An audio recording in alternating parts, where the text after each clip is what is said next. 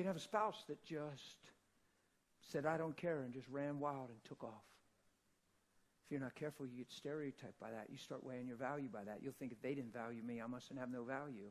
And you forget that they're lost, that they're confused, that if they were living in Christ, they wouldn't have done what they did. See, that's that thing about the Father. People, well, my dad couldn't love me. I must be worthless. My own dad couldn't even love me. And then you take a hit on your value because your own dad, who was all messed up at the time, couldn't see the value of your life because he was blind. But then we internalize it as an identity. And we say, because my parents didn't want me, somebody finds out they're adopted, and you know what tries to hit them? Oh my gosh, my parents didn't even want me. They forget the person that raised them.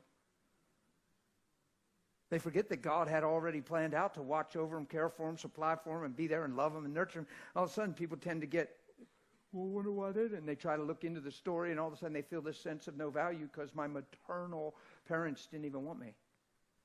Well, it's just a reflection of where they're at, because if they were in a good place in God, they would treasure you, value you, nurture you, and raise you in Christ. See, my dad was an empty cup.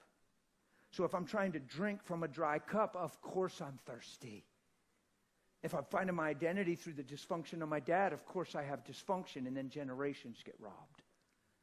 At some point, truth has to come and bring freedom. At some point, I have to see myself apart from the dysfunction, the memory, and the reality of childhood. At some point, I have to put on Christ. And I can't put him over top something. I got to take off the lie and put on the truth. Are you with me? Come on, I think I've preached plain and clear to you. Yeah, I think I said enough for tonight.